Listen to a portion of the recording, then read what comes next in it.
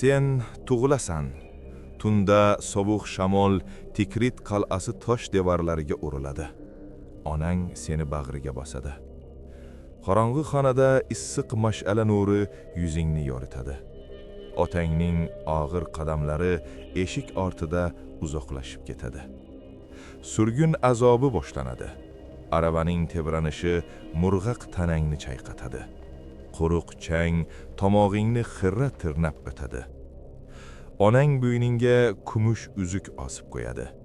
Bu sovuq metal ko'kragingda mudom yashirinib yotishni boshlaydi. 5 yoshdasan. Damashq bozoridagi qalin isiriq tutuni va achchiq zirovarlar hidi burningni oson yondiradi. Amaking Sherkuh senga yog'och qilich tutqizadi. Uning qabariqli kaftlari yelkangni bosib senga kuch beradi. Tunda masjid burchagida Qur'on o'qiysan.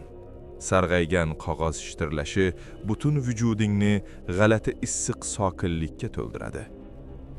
Chang ko'chada ot minib chopasan. Egar terisining nordon hidi va kuchli shamol yuzingni silaydi. Keksa jangchilar ko'zada janjallashadi. Qon isini birinchi marta sezasan. Tizzang beixtiyor bir marta qaltiraydi.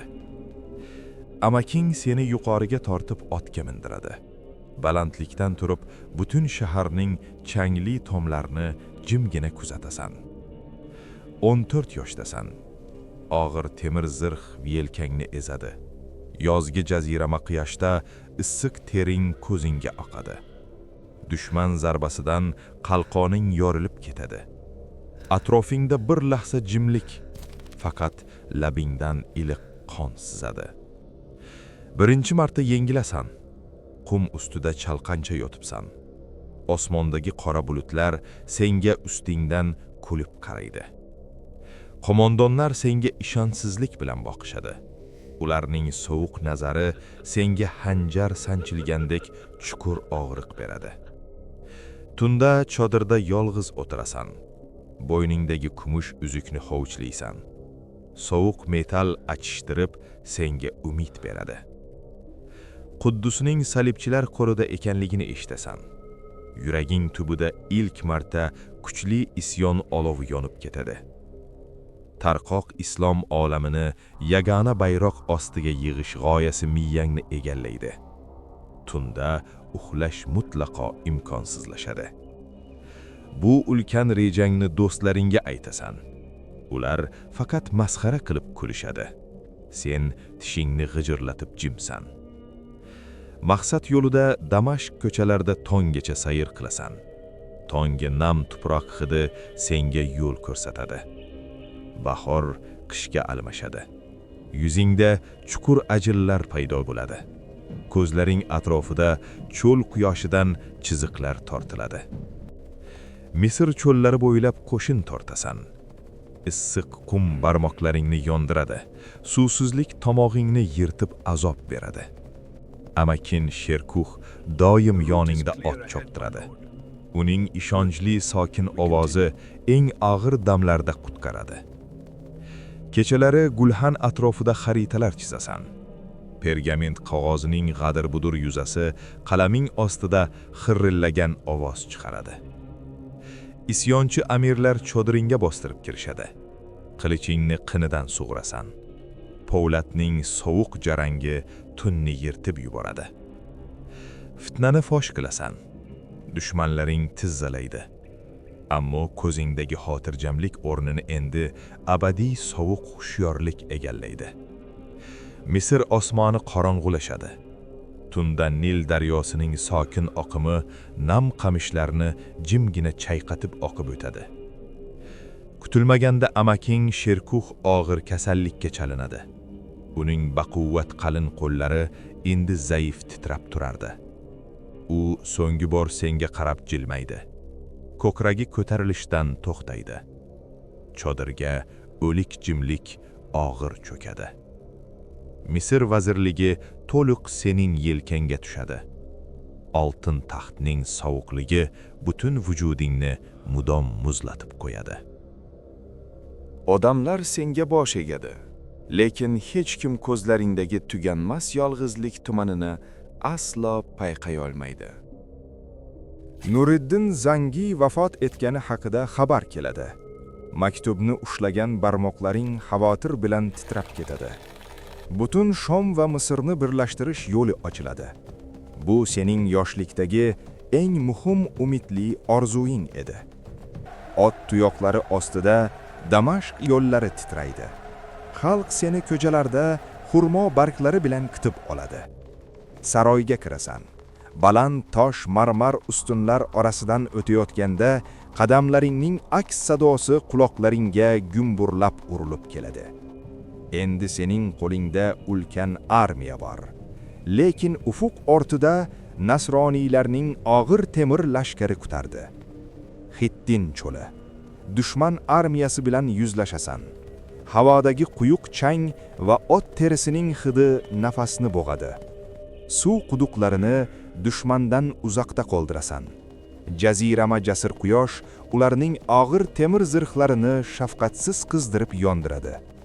Kechasi quruq butalarga olov qo'ydirasan. Issiq kul va quyuq tutun shamol bilan ularning tomog'ini yirtadi. Tongda jang boshlanadi. Minglab qilichlarning bingillagan jarangi va quruq yutal ovozlari butun sahroni larzaga keltiradi. Dushman suvsizlikdan qotadi. Otliklaring quruq yerni gumburlatib, ularning charchagan saflarini shiddat bilan yorib o'tishadi. Chap yuzingga adashgan dushman o'qi tirnalib o'tadi. Oqayotgan issiq qon soqolingdan quruq yerga tez tomadi. Og'riqni sezmaysan. Faqat baland ovozda hujumga buyruq berasan. Dushmanning so'nggi qarshiligi issiq chang ostida sinadi. Qirol Gi Deluziyan chodiringga asir qilib keltiriladi. Uning quruq qotgan lablariga muzdek suv tutasan. Shafqatsiz Renoga suv bermaysan. Qiliching havoda keskin yaltiraydi. Uning qonli boshi sovuq tuproqqa darhol dumalaydi. Qonli polatni qiniga qaytarasan. Adolat o'rnatildi. Chunki sen dushman ham oddiy inson ekanligini yodda tutding. Kechasi cho'l osmoni yulduzlarga to'ladi. Yerdagi minglab jasadlar soyasi sening g'alabangning azobli narxini jim ko'rsatadi. Quddus qal'asi devorlari uzoqdan ko'rinadi. Maqsad shu qadar yaqinki, barmoq uchingacha sovuq titroq yuguradi. Quddus ostonasida shahar taslim bo'ladi. Darvozalar ochilganda iliq shabada yuzingdagi qotgan qonni quritib o'tadi. Askarlaring g'alaba hayqirig'i bilan osmonga nayzalarni ko'taradi. Quyosh nuri po'lat uchlarida chaqnab yaltirib ketadi. Jimlagina tabassum qilasan. Ko'kragingdagi bo'g'ilish hissi nihoyat tarqaladi. Yelkangdagi yuk to'kilib tushgandek yengillik sezyapsan. Bo'yningdagi onang bergan qadimiy kumush uzukni kaftingda siqasan. U hozir har qachongidan ham issiqroq. Generallar chodiringga kiradi. Ular o'tmishdagi qirg'in uchun barcha nasroniylardan darhol qonli qasos talab qilishardi. Qo'lingdagi qadahni stolga qo'yasan. Jag' tomirlaring bo'rtib chiqadi. Xonada zaharli o'limtik jimlik hukm suradi. Nasroniylarni o'ldirsang qo'shining shon sharafga burkanadi. Lekin qon to'kish sening barcha insoniy qadriyatlaringni abadiy yo'q qiladi. Ularni kechirsang, tarix seni ulug'laydi. Ammo qasos o'tida yonayotgan askarlaring arasida isyon ko'tarilishi tayin. Ikki fojiali yo'l o'rtasida qolasan. Tizzang bir marta qaltiraydi. Og'iz suving zudlik bilan quriydi. O'rningdan turib qo'lingni ko'tarasan. Barchaga shahardan xavfsiz chiqib ketishga ruxsat berasan. G'olib kechirim ustun keladi. Lekin xotirjamlik uzoqqa cho'zilmaydi. Ufuqdan Yevropaning 3-salib yurishi qora g'azab bilan bostirib kela boshlaydi. Akka qal'asi yonida qirol Richard sening asirlaringni shafaqatsizlarcha qatl qiladi. Bu sovuq xabar yuragingni yuladi. Chodiringda xabarni eshitib qotib qolasan. Kaftingdagi onang bergan kumush uzuk sirg'alib og'ir toshga tushadi. Uzuk o'rtasidan yorilib ketadi. Parchasida sening umid to'la ko'zlaringning loyiqa aksi sinib namoyon bo'ladi. Ertalab ko'zguga qaraysan. sochlaring oqarib ketgan. Yuzingdagi charchoq asrlar og'irligini o'zida jim aks ettiradi. Richardning armiyasi qirg'oq bo'ylab siljiydi. Sen o'z askarlaringni yana qonli jangga chorlash uchun otlanasan. Arslon yurakli dushman bilan shaxsan yuzlashasan. Uning oti yiqilganda unga 2ta yangi tulpor yuborasan. Bu oliyjanob rahm shafaqat dushmanni hayratda qoldiradi. Urushning olovini so'ndiradigan haqiqiy kuch qurol emasligini tushunasan. Ramla sulhi imzolanadi. Nasroniylar shaharga qurolsiz ziyoratga kelishadi. Kishilar orasidagi uzoq urush olovi so'nadi. Armiyangni tarqatib Damashqqa qaytasan. Tinchgina madrasa burchagida o'tirib, eskirgan kitob varaqlash baxtiga nihoyat yetasan. Yoz fasli almashadi. Qadaming sekinlashib, ovozingdagi sobiq jarangdorlik va hayot kuchi jim yo'qolib boradi. Atrofingdagi odamlar o'zgaradi. Ko'chalardagi bolalarning erkin kulgisi sen qurgan tinchlikning tirik haykali bo'lib qoladi. Tana istimi uchida yonadi. Karavotga yotasan. Lablaring quruq, tomog'ingdan faqat pichirlagan zaif havo chiqadi.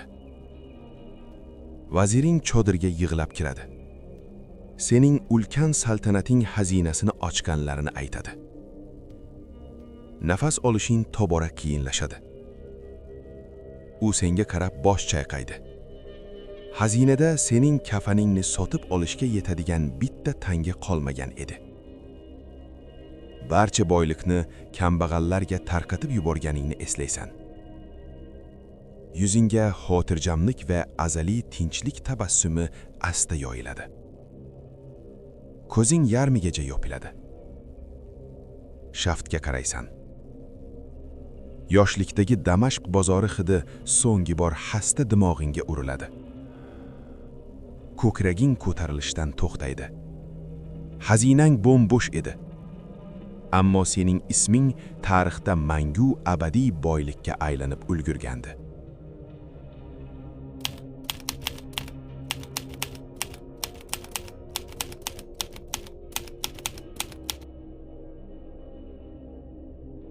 Ushbu tarixni ulashing. Agar tarixning haqiqiy yuzini ko'rmoqchi bo'lsangiz, bizni kuzatishda davom eting.